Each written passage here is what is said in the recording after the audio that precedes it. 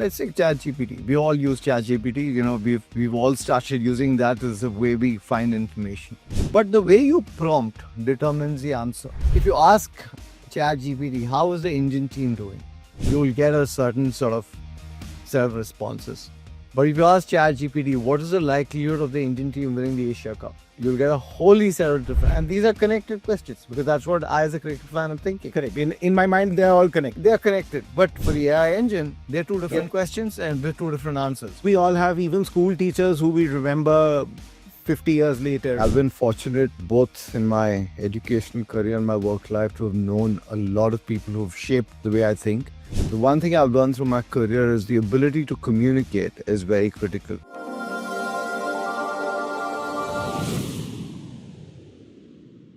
Welcome to CXO Connect, where we speak with leaders shaping the future of business and technology. Today we are joined by Srikanth Iyengar, CEO of UpGrad Enterprise. His journey spans from Infosys to UpGrad Enterprise, where he has been steering the company's global B2B skilling vision since 2022. Srikanth, welcome to CXO Connect. Thank you, Prasad. Pleasure to be here. Great. Let's just start off with some of your early learning experiences. You went to IIM Lucknow.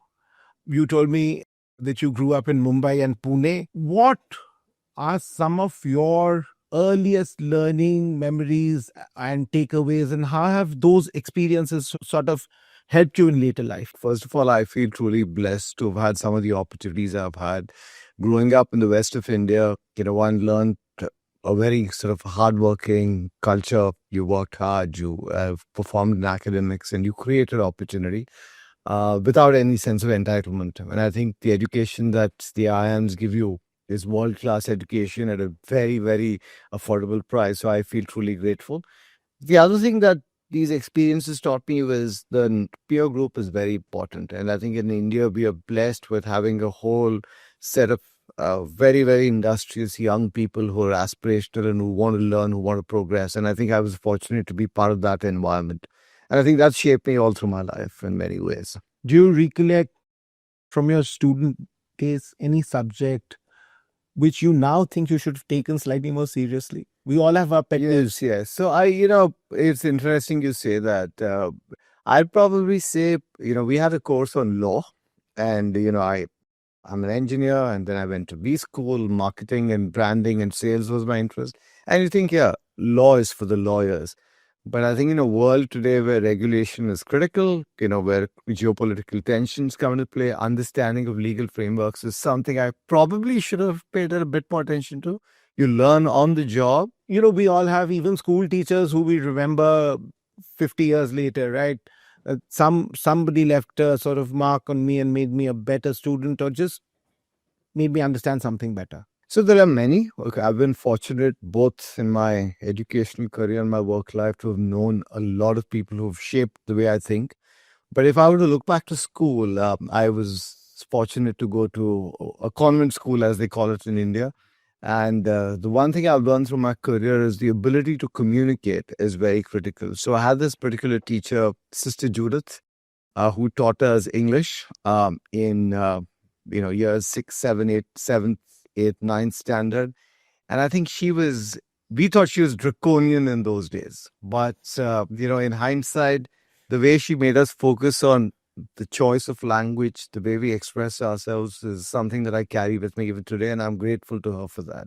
From Sister Judith to IIM, how did all of this sort of help you navigate your career? Because you've, for example, operated across various kinds of organizations in various geographies and quite a diverse portfolio. How did those early experiences sort of help later? Have you ever thought about that? The hindsight is always 2020 when things are clearer in the rearview mirror. But I think when you look forward, at least the way I have seen my life pan out is you can have a framework within which you operate, but you can't plan because life happens and you have to, work through. But I think what's helped me is having a sense of adventure, if I call it that, wanting to explore new things and being a bit fearless because, what you don't know, you don't know. But when you go into a new situation, I'll take an example, right? Lack of apprehension. Lack of apprehension. And that often gives you a lot of confidence because you're sure about what you can do, and there's a whole set of things that you cannot do. But you don't let those pull you back. You don't let the fear pull you back. You just try your best and be confident in your ability to make progress. If you had to pick up, let's say, one leadership lesson from each of the companies you've worked at, I mean, your major sort of standpoints, some places like, let's say, Infosys or Capgemini or now UpGrad, what would sort of, because each organization has different cultures, right? And all of us sort of align to those values in a certain way. For example, if in my career I worked in a certain organization for the longest time, a lot of my editing and writing is influenced by their style. Sure. What are the kind of values that now, when you sort of look back, what are the kind of values that you've picked up or leadership lessons that you sort of now imbibe in your journey from each of these places? If I go to Infosys, many good things about Infosys. I'm very fortunate to have worked in that company at a time when it was growing and probably the flag bearer of the Indian tech services industry. But the one thing about Infosys that I think is core to that company even today is the importance of value systems. People talk about growth, they talk about ambition, they talk about hiring the right people, but to build a truly global organization, being centered around a value system is critical.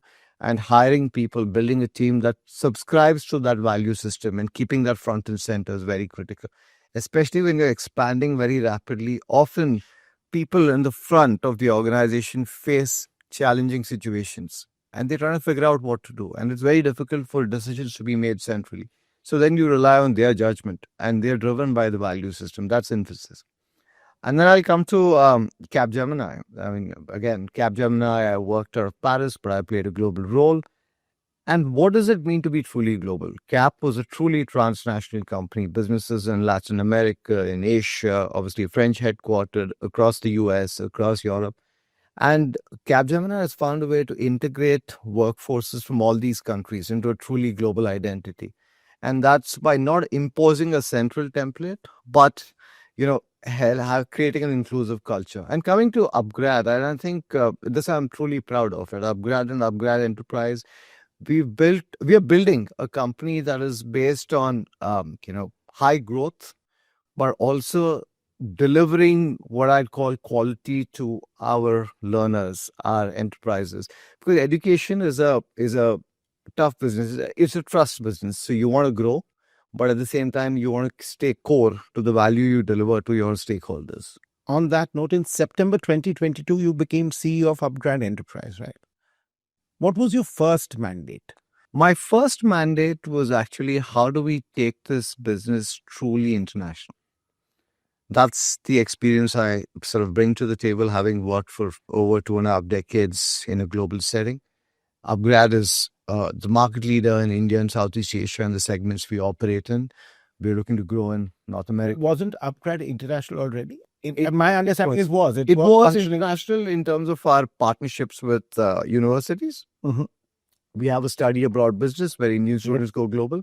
But working with international enterprises, right, global corporates, entering markets that we've not been in, how do you build a brand? How do you build a franchise that is sustainable? How do you build it How do you operate? How do you operate in those environments, right? Where do you spot opportunity? What investment choices do you make? Those some of my. You had university partnerships in place, but the rest of the infrastructure is what you were mandated. That is correct. That's correct. Okay. To go back to your biggest challenge in the first 100 days, what was like? Well, the first 100 days seems like a lifetime ago, but I think 6 months. No, absolutely. I'm being facetious. I think UpGrad is a market leader in India, Southeast Asia. We've had some forays into international markets, but making that mindset shift for a lot of our teams from being a leader in the markets we operate in to trying to build a global mindset is what we worked on quite a bit. I wouldn't say it's a challenge, it's a work in progress to start thinking global, to start thinking how do you deliver quality to customers across different markets. But that's like a cultural shift you're talking about. It is a cultural shift. It is a cultural shift. Because typically when you're market leaders, you get into a zone and you get into a groove and you're functioning in a certain way. Yes. When you're starting out. So basically it's like having a market leader and a startup within the same company, and the same set of folks trying to think as a startup in a different meeting room when they're discussing another part of the business. And that's a key point you bring up, right? We're now, we're a pretty big company, but we like to think of ourselves as a startup because we innovate every day. We're trying to build new products, enter new markets, and you need that sense of entrepreneurship in all parts of the company. Correct. And that's Because critical. you are, for the markets you're entering, you're doing 0 to 1 journeys. Exactly. 100%. Exactly. What are the cultural differences that you have to account for when you are trying to move the needle to being truly global? We're in the business of skilling. Yeah. And people learn differently in different parts of the world. In India, for example, people by nature are very aspirational. They put in the effort and they ask questions. They're incredibly curious, and it's a very interactive discussion. There are other parts of the world where culturally the society is very structured. So if you're delivering a learning program, what that means is that people work through a live virtual session where they listen to the instructor and park their questions for the end or offline. Now, for an instructor who's from a different part of the world, that may seem like the learner base is not engaged. It doesn't mean that. What it means is you just have to adapt to that situation. And in some cultures, not asking questions does not mean they don't absorb information. They just have a different way of processing information. There's also the pace of skilling. As Indians, we speak quite rapidly. There are other parts of the world where speaking needs to be a lot more deliberate, and tweaking for these nuances becomes important. Also, the mode of delivery. Do you do live virtual? Do you do self-serve? Because some people learn better themselves. Now, this is a cultural difference, but there are also differences across age groups.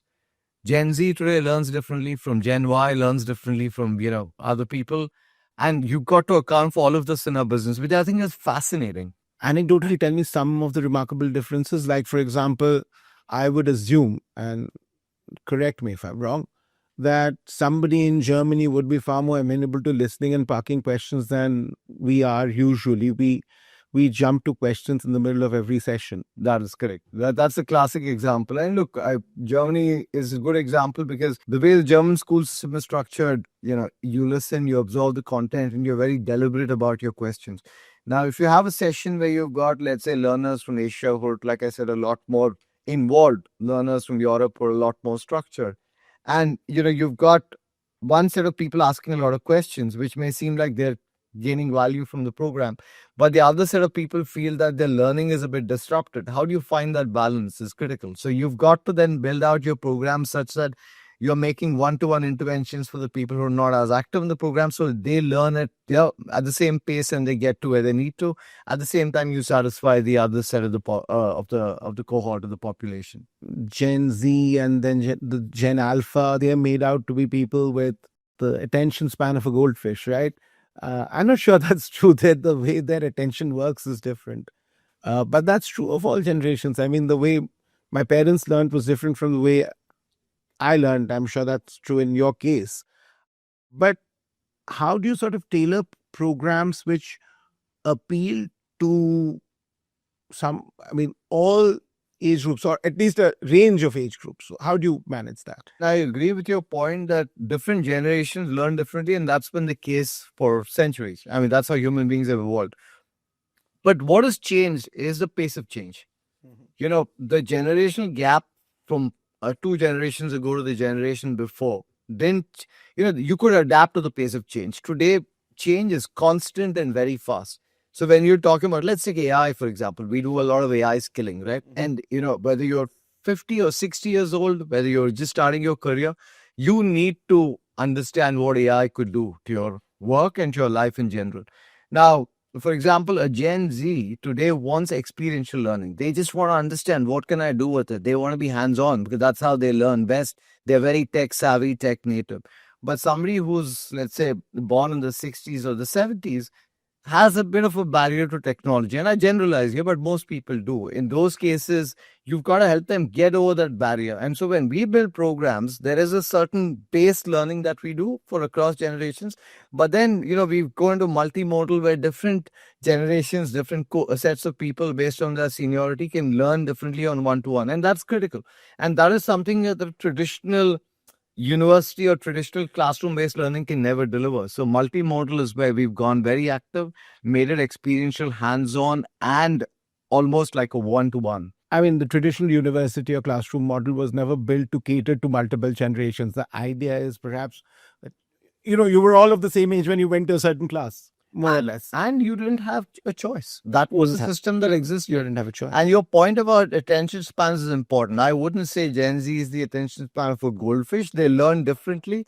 But today they have many choices, and today they can learn on a device. They don't need to be in a classroom. They see it as much more efficient. I know I have, but I'm sure you've also zoned out in a lecture or completely. I mean, I would fall asleep very often. I wasn't a particularly remarkable student, but that doesn't mean that you don't want to learn. You want to learn as much as the next person. Just because you fell asleep in a lecture does not mean that your drive is any less. And we have to adapt to that. Correct, because traditional colleges, if you remember, have those big lecture theaters where you had like 100 people in a room. I've sat in the back a lot myself, so we both know what we're talking about. Yes. We were discussing AI. How do you think AI will change the way people learn? So we're adopting AI significantly in our learning programs, both in terms of how we skill people, but also in terms of how we run operations. My sense on AI is that it will take away a lot of barriers that cause friction to learning. Sometimes it's language. You've got an instructor who's speaking in a slightly different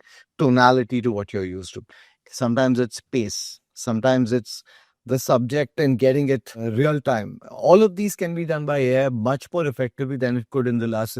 Cycle times cut down. I'll give you an example, right? So let's say a new technology comes out. It's changed in the last 1 month. In a traditional process to create content could take you 3 months. By then it's changed again. Today using AI, you can do it really quickly. Now, in some cases, you might be doing your sort of what you'd call coursework at midnight, because that's the only time of the day you have it. You have a query or a question. You want to ask somebody. In a previous generation, you couldn't. You waited till the next day or the day after. But whenever you met the professor. Yeah. And by then the intensity is gone. Today, you've got an AI tutor. You can plug a message in directly and it gives you real-time query handling, which means that your need to learn and your curiosity is fed at the time when it's at its most intense.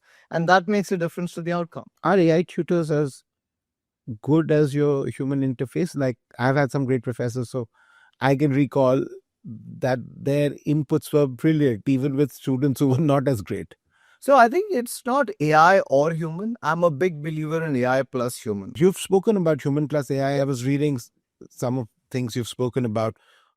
Just go on. What does that mean to you? So in my mind, yes, there are risks. AI will change some jobs completely. Some jobs will go away, but there are many other jobs that will get redefined.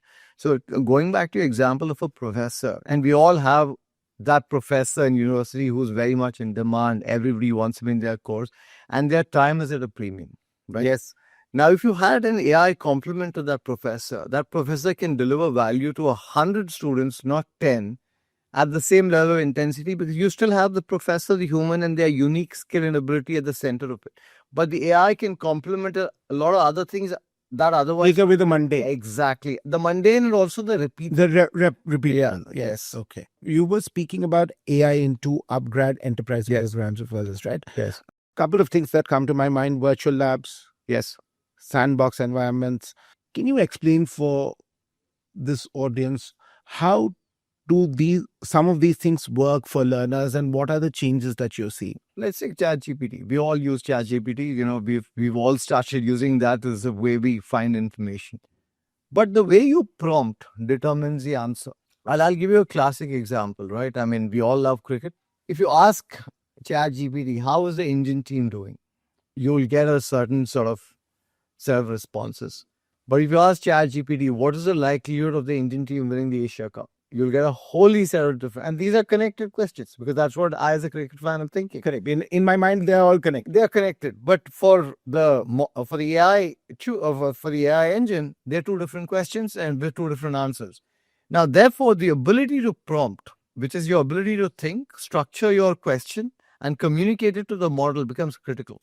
So we've taught a lot of people, and these are not technologists, as to how do you use prompting better to get to the result you want. And you've seen that in many ways. You've interviewed people over the years, and as you interview people, if you want to get to a specific subject, you keep refining the way you question. Correct. I mean, of course, for example, we use a lot of this AI in our work too, and at least in our daily routine, it has sort of found its place.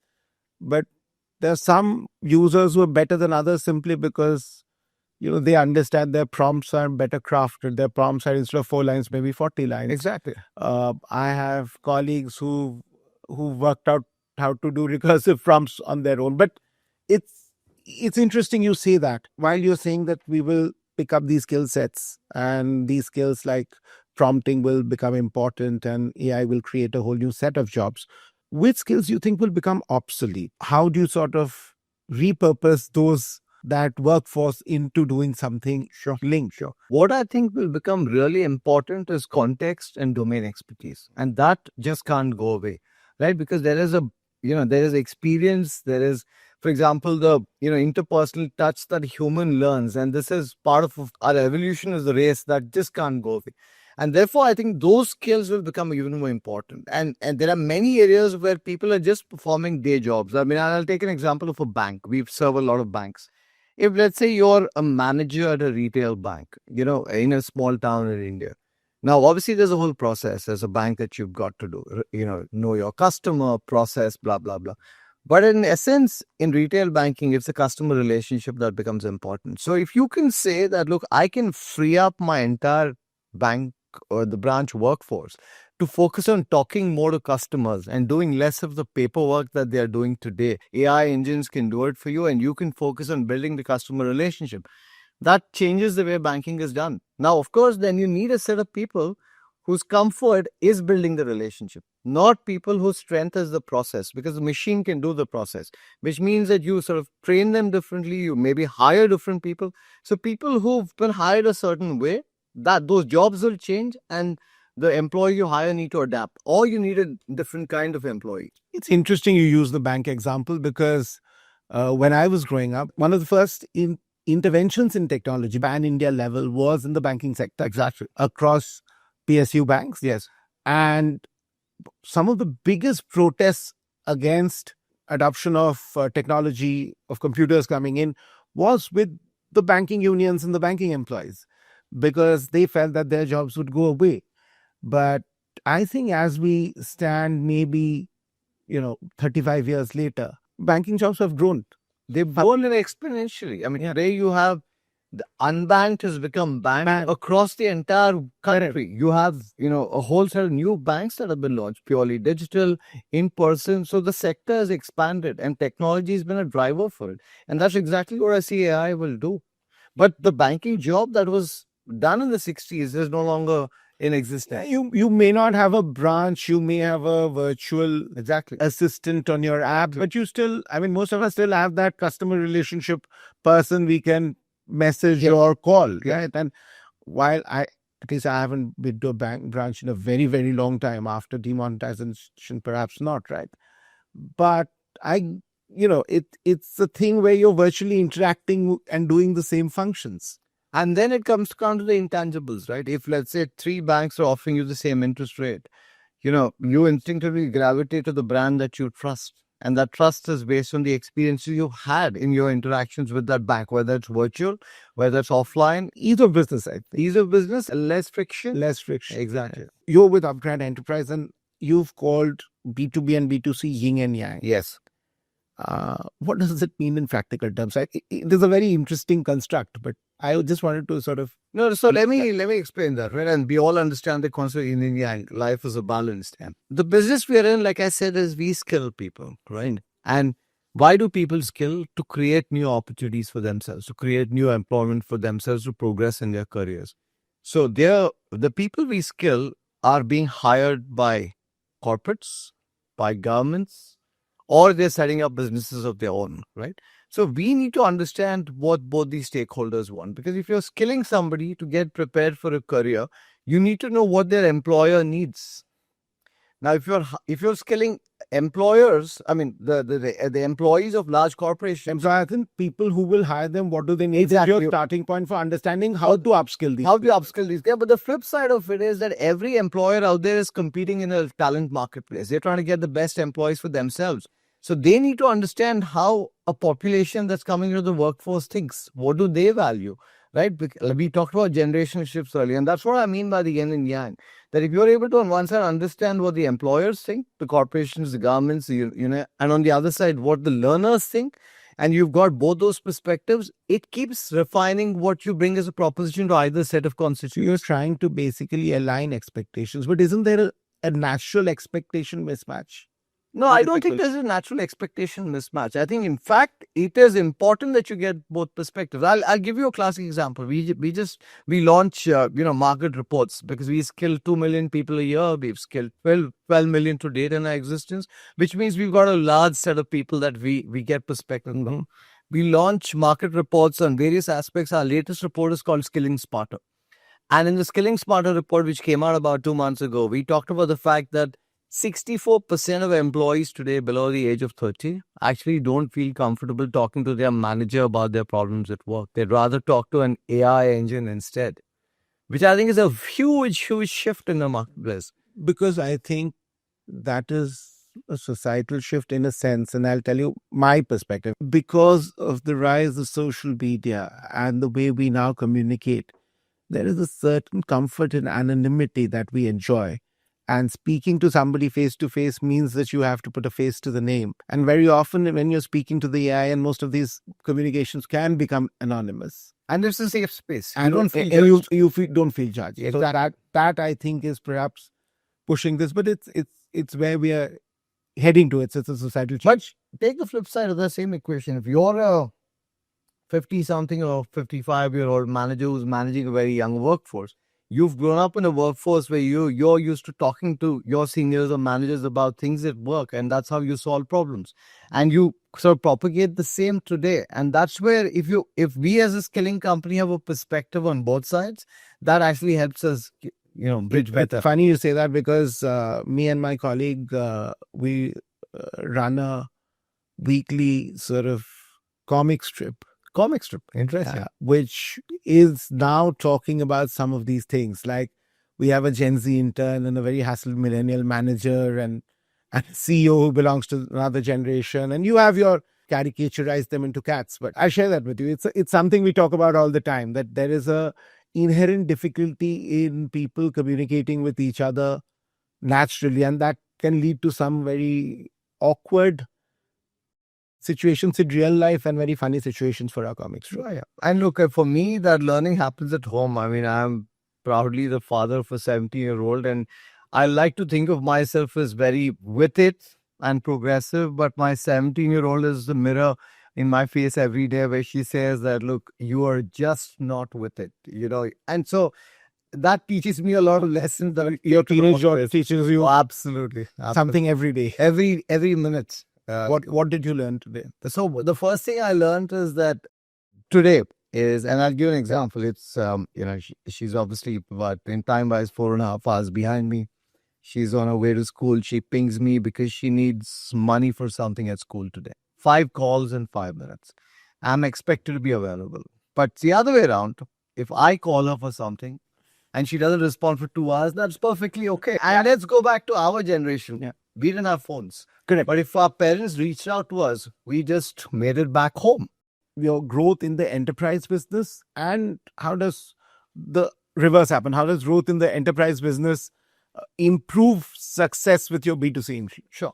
I'll take India as an example. It is our biggest market even today. We're India headquartered. And one of the biggest opportunities that the Indian economy is facing today is the ability to employ millions of young people.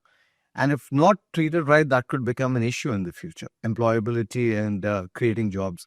So now when we interact with individual learners, we interact with universities, our interventions help make them more employable, make them more work ready for jobs of the future. So that actually creates a workforce, a potential workforce for employers, that they can comfortably take people who are going to get productive on the job from day 5, not day 55, because that is a productivity loss. So that's how the B2C business actually helps our enterprise business. But like I said, the flip side of it is, if you've got a set of employees who feel comfortable with the workforce you're helping create, what that means is you can create more opportunity for the learners that we do. And that's the flip side of the business that I have. Today, for example, a lot, and Nandan, who I really respect, one of the Infosys co-founders, has talked about the fact that India is going to be the AI skills capital of the world. And I think that's a huge opportunity for us as a country. And this is not just for technologists. This could be in functional roles as well. What if you had a lot of accountants, you had lawyers, you had consultants in India who are smart, who are AI ready, who could power these industries across the globe? Clearly, these are two different divisions in your company. Yes. These are two different businesses. How do you prevent internal competition between the teams? Any company will have certain internal tensions. There are drivers, and I think honestly, Friction is good. it's good. Yeah, Okay. I wouldn't call it friction. I'd call it a slight difference in objectives in the short term, but in the long term, we're all trying the same thing. And having some of that push is very very critical, because that's how you progress. And that, I think, often, as has been said, Jim Collins said, good is the enemy of great. And complacency on something that's working is often the biggest detriment to future growth. So I think a bit of internal tension is good, as long as it doesn't become disruptive, as long as it doesn't become too political. I think, and we've been able to maintain that balance in that sense. You're saying that you're balancing profitability and short-term business objectives with a long-term purpose. And in that sense, the long-term purpose, if it's aligned, this slight imbalance in the short term is working out. How do you genuinely put that into practice? Because it's something that all businesses struggle with. And as a leader, how do you sort of put that into practice is something that I'm very keen to understand. Education is a trust business. Yes, we are a commercial enterprise. We're here to, make a profit. But I think we are very privileged to be in a business where we can impact millions of lives. And we've got to take that responsibility with a lot of importance. We want to deliver for our learners, but we can't cross a line. And I say this specifically because there have been instances in the markets where education trust has been misplaced in many cases. Journalism is also a trust business, so I get that. And so what we do is that the purpose is to make sure that people have more fulfilling careers. And as long as we keep that at the center of things and we deliver the value that we have, I think we're in the right place. Yes, there'll be questions about, is this more profitable? Is this less? But we've got to make sure that our teams don't put the profit ahead of the impact that we create on our learners, because in the long term, that is the single most important thing that will help us grow as a business and also impact millions of lives. Okay. What does success look to Srikanth 5 years from now? And what does success mean for UpGrad 5 years from now? I'll take UpGrad first. Sure. Okay. I think clearly success for us, there is revenue growth, there is profitability, there is international expansion. I like to think of us as Indian headquartered company that is truly a global world leader. And if we make progress on that, I think that's something we as UpGrad and UpGrad Enterprise will be really proud of. We've seen examples of that happen, for example, in tech services. In the last 20 years, Yes. Indian companies have become global leaders. And I believe that can happen in skilling and education as well. And we'd like to think we'll be one of those. So that clearly for us is success. And I think for me personally, you've talked about my industry shifts. I started in what was the FMCG business, learned a lot, and then was part of tech services where, growth was phenomenal. I had opportunities to learn. And now I'm part of a skilling business where I believe that I can help create a legacy for UpGrad as a company. And that would personally be very fulfilling for me. That's what I look at. I've been fortunate. I've played a lot of roles. So I'm not looking at this as this title or this role. It's more success in terms of the impact you create. So what is the legacy that you would like to leave? I'll give you if, for example, if let's say in 10 years from now, we as UpGrad could say that we've impacted 75 or 100 million lives. That's a legacy, right? If we said that we help make India AI ready, right? That is the legacy we'd like to leave, because the whole world is grappling with what does AI mean to us as individuals, us as countries, to us as economies. We have an opportunity to be the AI leader of the world, and UpGrad has a role to play in that. I think that is truly critical. And if you look at our partnership with Microsoft, it's public, so I can talk about it. Satya Nadella and Ronnie announced this together earlier this year. We are Microsoft's only skilling partner in India, named skilling partner in India. We did a joint press release, and we have an objective to skill 1 million people on AI and Copilot in the next 18 months. I mean, starting January. That's an ambitious thing. This next set of questions is supposed to be a fun round. Sure. It's ubiquitously called a rapid fire round, but it need not be very rapid. I used to be a quizzer, so I'm going to love this. AI in education, hype or game changer? Short answer is yes in spades. I think that's what I can think of. It will transform people's careers. Your go-to app for news? It typically used to be the BBC, but now I ask Perplexity. One skill which you think every professional must master today? I would say more than skill, it's an attitude. It's insatiable curiosity. That is extremely important because now you have information at your fingertips, but you need to want to seek. Data or instinct? Data. Classroom or online? A blend, but online. Coffee or chai? Coffee, any day. I'm a South Indian by Your favorite memory from your IM days? the friends I have even today. I think it was a privilege to study with some of the brightest brains in the industry who had their hearts in the right place. If you didn't have this career, what's an alternative career that you could have pursued? A history teacher. History is a passion. But it would have been a privilege for me to have served in the armed forces. That would have been my dream. There are a set of reasons why I did not do that, but I think that's probably the epitome of serving your country. The most underrated skill you think leaders don't value enough, a skill? An impression with your employees where they can come and talk to you without fear. There are a lot of leaders I've seen who are extremely successful because not just people who report to them, but people in the extended environment just feel comfortable coming and talking to them. And, often those leaders tend not to be the loudest in the room. They tend not to be, the most forceful, but they are glue in organizations. And if you took that glue away, sometimes things fall apart. But the fact that the glue is there is something many people don't notice. Your definition of impact in one line? Tangible when others speak about it. One book or podcast that has changed the way you think?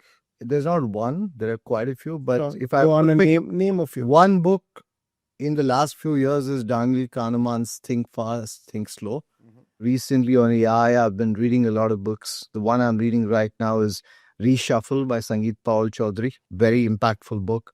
Mustafa Sulaiman's book on AI is very impactful as well. And I'm talking AI because that's topical right now. But if I go to podcasts, there are quite a few. One specific podcast episode is, again, Arvind Srinivas, the founder of Perplexity, on a Bay Area podcast where he talked about how Perplexity would change the way search is done globally. Like I said, I'm a history buff. I listen to William Dalrymple's podcast on Empire. Love the series. I think, and I'm a proud Indian. We have such a rich history. And, discovering facets of that is something I've enjoyed quite a bit. I'd also say that, there are quite a few podcasts on business that I hear, and there are certain specific episodes that make a lot of sense. I've typically found that, again, I have the Infosys founders, of course, who speak very well. Ronnie's podcast, and I don't say this just because he's our chairman, but, he's inspirational. Jamie Dimon is someone I listen to quite a bit. So quite a diverse set of people. Yeah. Set of people. The one thing that your daughter has pointed out, which has changed your perception about yourself. The thing is unconscious biases. And my daughter points it out to me all the time. I'd like to think, like I said, I'm very diverse. I'm also non-judgmental, but words I use, actions I take, she points out and says, hey, this could come across as a command to someone, not as a suggestion. So I think these are things that have caused me to reflect. And it's a function of the environments we grew up in. What was accepted 30 years ago in a certain cultural context is probably not accepted today. But someone needs to tell you that. And someone where you don't judge the messenger. And that's where I think my daughter has been my spouse, for sure, who also happens to be from Calcutta like you, and my daughter have been the biggest mirrors in my career. Srikanth, on that very interesting note, thank you so much for being here. that brings us to the end of this edition of CXO Connect. A big thank you, Srikanth, for being here today and sharing some of these wonderful anecdotes and insights on your journey with us. And of course, thank you to our audience for joining in. And we look forward to bringing you more conversations with leaders shaping the future of business and technology in India. Until next time, goodbye.